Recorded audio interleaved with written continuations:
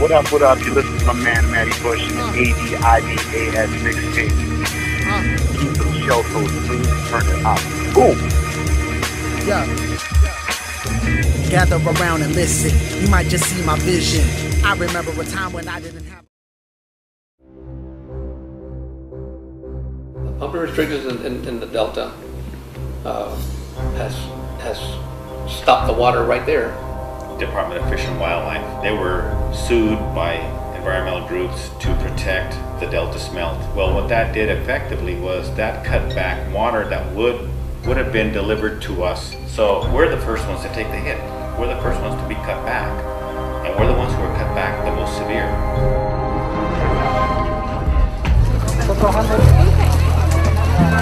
It's a momentous occasion because we have one cause. For far too long, the environmentalists want to secure the well-being of a fish above our lives. That's not going to happen. For a long time, they've taken all the media, and it's pretty difficult. Even I find it difficult because we're not against them. If there's anyone who knows and appreciates the value of land, it is us who toil in it all the time. Why would we want to contaminate the source of our income? We know what it is to grow fruit. We know what it is to pick it. We know the expense, the cost, the sweat, the tears. We know all of that. But look at us. We're exactly like you are. We have the same issues. We share the same land. We have the same interests. There is no reason why this coalition couldn't have existed a long time ago.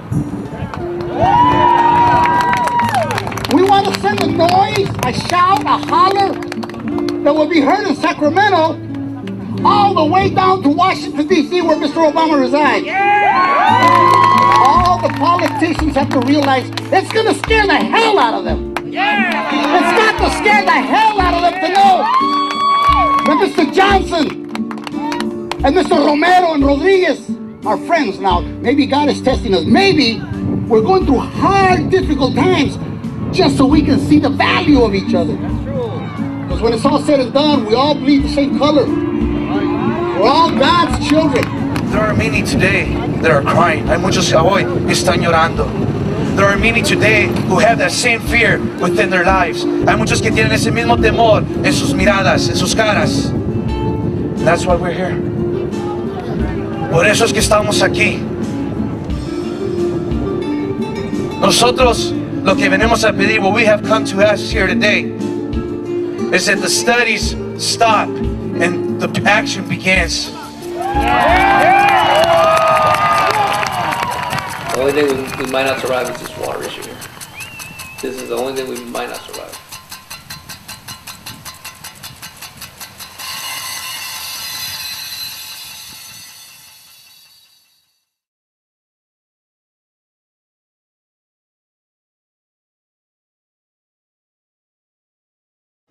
Okay, hey everybody, this is Kevin Fox Films, again on location at Itsa Film Festival for Film Courage, at Film Courage on Twitter. David and Karen got me out here to introduce you guys to some of the filmmakers. A lot of great shorts and animations out here this entire weekend. We're at the Opera House in Sonora. I'm with Juan Oseguera. Almost butchered that, but Juan Oseguera, your documentary is not actually a short. It is a feature documentary that is being showcased here at the film festival. It's called Fight for Water. Juan, tell us a little bit about what that film's all about. Well, the movie, the actual title is The Fight for Water, A Farm Worker's Struggle, and it really tells the story of the farm working people, how they were impacted in that situation. Of course, it impacts the farmers, but also the farm workers who have no other means of surviving this situation. You know, the lack of water, and because farmers can't get water, farm workers can't work. And so that's basically the situation of the film in the west side, which is in the San Joaquin Valley, when this situation happened back in 2009. I think the ruling, the environmental ruling that was put in place was in December of 2008, and it took about 4 months for a march to happen so that people would be aware that what is happening in that part of the valley. This is a demonstration march. Yes, the demonstration where Paul Rodriguez came down. He's a Hollywood comedian now turned water activist, and he really was focused in trying to get the attention not only for the people in the valley, but hopefully outside of the valley to people in LA, people in San Francisco, and hopefully the rest of the nation. You know, that was a hope that they would try to achieve. Unfortunately, it didn't get the attention from the media and from everybody else. So, I mean, I happened to be there. I happened to live in that part of the valley, and I actually live in Fireball when this situation happened. And I went out there and shot it. And so it took me three years to finish this film. And so now this is what we have. We have that film that shows that struggle. Okay, so now you live down in Fireball, and this event happened. You know, I paid attention to the media, so I kind of saw this develop. And you're right, the media was not, for the most part, was not covering it. So it was kind of a spontaneous thing. Did you have the intentions of making a documentary about this subject matter while it happened? Or did you just grab your camera, go out there and say, you know, I got to collect this? Yeah, basically that. I got the camera and I said, well, let me collect this. My idea was to do a narrative, a short film where, I get a group of actors and make something and, put it to film festivals. But when this event happened, then it totally turned to a different venue. I've never done a documentary, and it really was eye-opening, and I really got involved with it personally because of my background also, because I come from parents who were migrant farm workers, and so I understood that situation from that view, and so that was the film. Okay, so you are a graduate of San Francisco State. Yeah. in the film program, correct? Yes, in the yes. film program. So Mm-hmm. that's where your education on the matter comes Yes. from. Mm-hmm. But you grew up in the valley. Yes. Parents are migrant farm workers. The thing that I'm hearing most people get as they see this film take away from it is that you don't push a one-sided agenda or a one-sided perspective. Clearly in the film you show your perspective from the perspective of the camera and what footage you were able to get.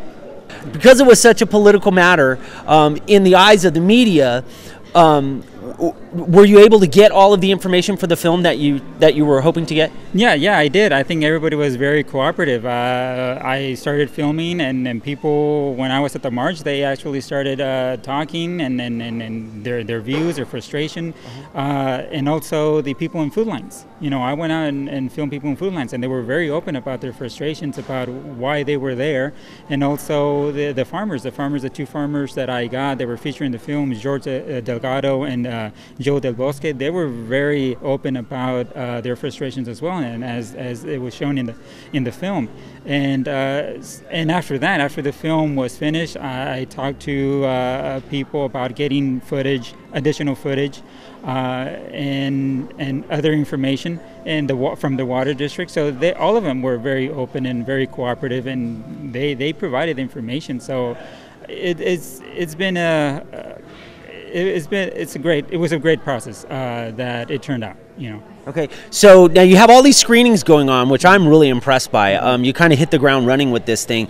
You're not only at Itsa, you have screenings in Bakersfield. You screened on the west side in Newman. You have a screening coming up in Modesto at the Historic State Theater. You screened in San Francisco. You've just got all these screenings going on. You have a lot of that demographic, some of the farmers and some of the agricultural foundations, such as Farm Bureau and some other people that are kind of helping to facilitate this on. Where do you see this film headed? I mean, are you looking for a distribution deal? Are you just want to get it out in front of people? Are you looking for TV? Or, where do you hope to take this? Well, I'm looking at everything. I hope that the message of the film gets out there, not just to the Valley, but it gets out nationally. From California out to the nation. About certain situations like this. Because I think it's just more than just about the water issue. There's unintended consequences in everything, and I think this is just one example. And here in the valley, so hopefully it gets out there. And I'm going to be looking at all venues, distributions, in all venues. So hopefully it gets out there. Excellent. Well, one thing's for sure, you picked a subject matter that has been since pre-state of California. They've been fighting about water. So you've picked subject matter that is, even though you've captured a moment in time, your subject matter is absolutely timeless. So, and we'll wrap it up right there. Hit us with your Twitters. Juan Oseguera. So at Juan. Hold on. At Juan Oseguera, isn't it? Oseguera, yes. Oseguera, yeah, that's Oseguera. okay. You're going to have to spell it. So. Okay, at Oseguera, Oseguera. Okay, and the website for the film? It's the fightforwaterfilm.com.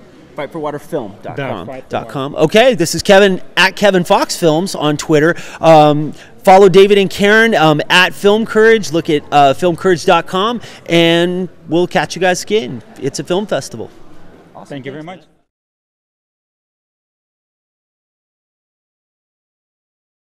Heavy is the head that wears the crown and bears the cross. All I do is work where everyone else thinks that they're a boss. All day I dream about success. Adidas. All day I dream about success. Adidas. All day I dream about success. Adidas. All day I dream about success.